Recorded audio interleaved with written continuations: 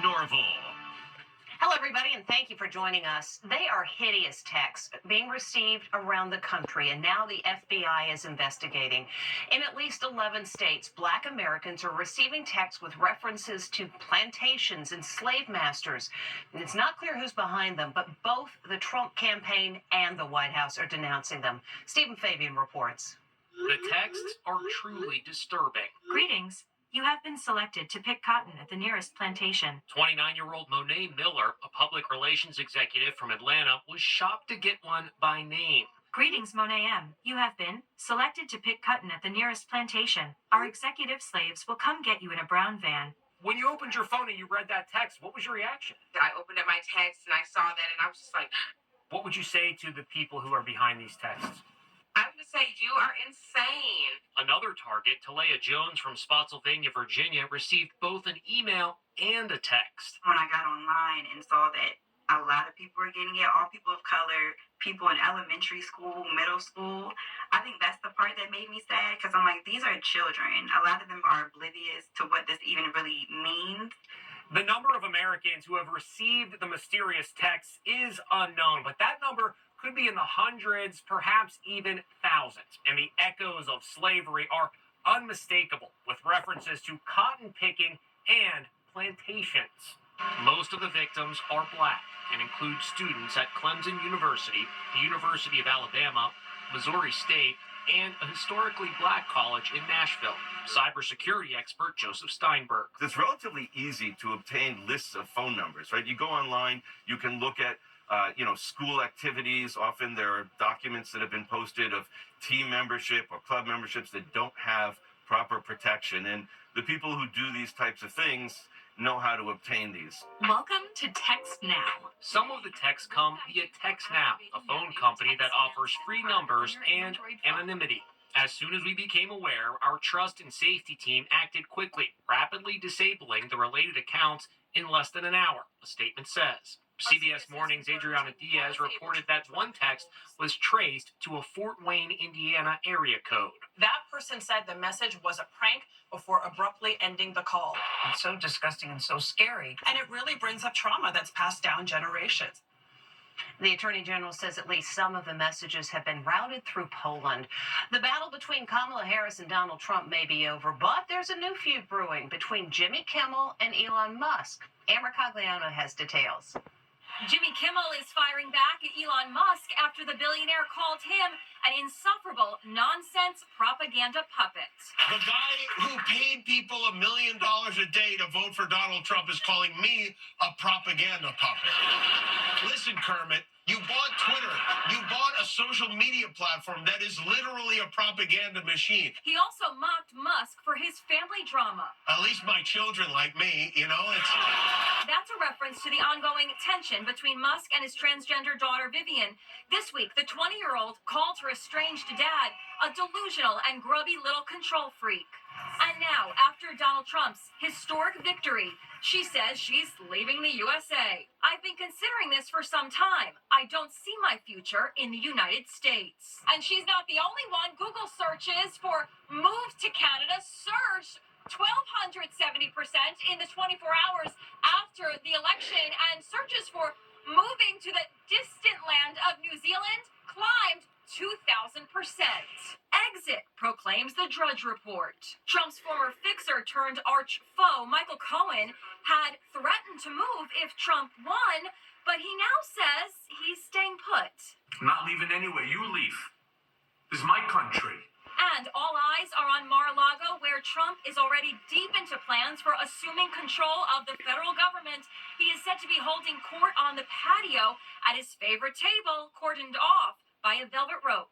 One person likened it to the Hunger Games, except it's playing out on the patio of Mar-a-Lago. Almost every table at Mar-a-Lago was filled, and many people who were hoping to get a job have been seen on the grounds of the club in recent days. Reporters are staked out across the water from the compound, awaiting word on Trump's appointments. Security is intense. Armed agents patrol the water, and they're even using robot dogs equipped with surveillance technology. Meantime, today the FBI unveiled criminal charges involving what they say is an Iran-directed plot to assassinate Donald Trump in advance of the election. 3 men have been charged in connection with a plan to kill Mr. Trump. Authorities say the thwarted plot is not believed to be connected to those 2 assassination attempts during the campaign. Now, a major development in the story of a Texas mother of 4 who went missing over a month ago. Her husband, who's been in jail on charges unrelated to the wife's disappearance, has now been charged with murder, even though a body hasn't been found. Hi, I'm Suzanne. A dramatic development in the case of missing realtor Suzanne Simpson. Police announced today that her husband, Brad, has been officially charged with her murder. We realize that this doesn't bring closure to Suzanne's family, but we hope it will allow them to enter the next phase of their grieving process. Suzanne disappeared 5 weeks ago after police say she and her husband had a physical altercation outside their home near San Antonio. Their neighbor told cops she heard screams. At a news conference today, the accused husband's brother choked up as he spoke. It is our sincere hope and prayer that Brad will find the compassion and courage to end his family's suffering by cooperating with the authorities to help us find his wife. The couple's daughter, Chandler, writes on Instagram, "My mom was a victim of abuse from my father. My father took my mother's life in a state of rage and control." The situation is heartbreaking for us, but it brings some peace to our family, knowing that the authorities have gathered enough evidence to move forward with charges. In other news today, drivers in the Raleigh area are breathing a sigh of relief following an arrest in connection with random shootings on a busy freeway. 1 person was injured and multiple cars damaged by the gunfire. Now cops say they've arrested a suspect. Turns out he's a local college student. A college student is facing charges that he is a notorious highway sniper who has terrorized motorists on Interstate 40 in North Carolina. Cops took 23-year-old Thomas Graney into custody today. He's an anthropology major at North Carolina State University. Authorities say the wanted sniper opened fire at least 11 times over 3 days this week. We found this video of Graney posted on social media talking about the pressure of college. I have to read an entire book on due on Monday after I do a book report that's due on Monday. And I don't know what to do. So I'm making a TikTok instead. WRAL-TV reached Graney's mother, who said she was stunned to see the video of him in court. Oh my goodness. Lord have mercy. There's his wild hair.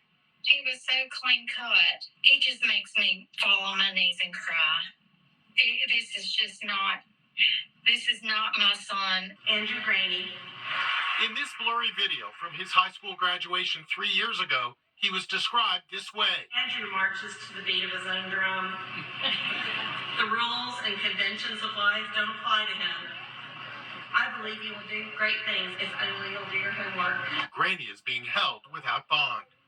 Officials say shell casings found near the scene match the type of gun found in the suspect's home. Mae West famously said, "Too much of a good thing can be wonderful, but maybe not if it's pickles." Last Trend has the story of a woman who was nuts about pickles, but after she ate a ridiculous number of them, she was, well, in a pickle. It's a pickle lover's dream come true. Wow. A pickle food festival. Pickle pizza. Not good. Pickled egg roll. Not good. A pickle cannoli. Pickle lemonade. It's actually good. Nicole here couldn't wait for the annual bash outside Pittsburgh, known as, what else? Picklesburg. But 3 hours after eating all those pickles, things went, well, sour. What is going on? I cannot see anything. I am having the craziest allergic reaction. I have no idea what happened. My eyes are like swollen shut. Nicole had to be rushed to the emergency room. I cannot see. This is bad. Little did I know that my face was going to swell out to here and I was going to look like an alien. I spoke to Nicole today. Did they give you an EpiPen or something, or did they give you a shot? They gave me steroids and they hooked me up to an IV for about 3 hours, just like pumping me with Benadryl and fluids. What did they tell you? They could not figure out what it was. They said this could be like a one-time case. Dr. Tanya Elliott says one possible explanation for Nicole's woes might be a spice allergy. If I had to place my bet, I would put it on mustard seed. Nicole did manage a smile as she posed outside the emergency room. Think you'll ever go back to the Picklesburg Festival? Yes, I was waiting for that for 3 years. I love pickles. Maybe without the mustard seeds. Most food allergies do clear up within about 72 hours. 1 in 5 new colon cancers are diagnosed in people under the age of 55. Dawson's Creek actor James Van Der Beek has now joined that club. And in his first interview since his surgery for colon cancer, he tells People magazine that he initially ignored what turned out to be an early warning sign. James Van Der Beek is opening up about his colon cancer diagnosis. I think I went into shock.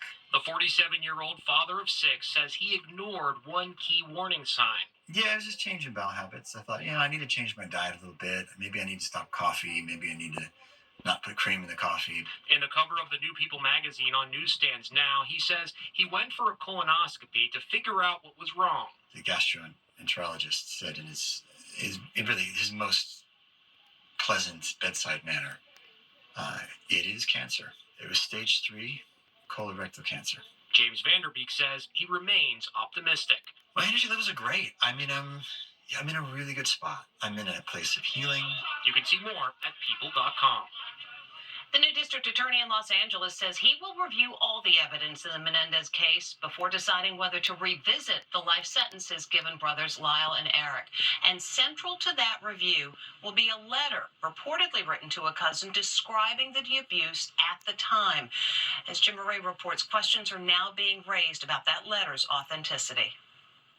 The prosecutor in the Menendez trial is raising questions about the authenticity of the now famous letter that alleges the brothers were molested by their father. I'd love to know when that letter was written. You don't think it was written when they say it was written? No, I don't. I think people fabricate things. Former prosecutor Pamela Vazanich spoke to Dateline's Keith Morrison. Eric Menendez says he sent the letter to his cousin 8 months before the brothers gunned down their parents at their Beverly Hills mansion in 1989. The letter says, "I've been trying to avoid Dad. It's still happening, but it's worse for me now. It's driving me crazy. Every night I stay up thinking he might come in." The letter is signed with a sketch of a Christmas tree and snowman, indicating it was written around Christmas time.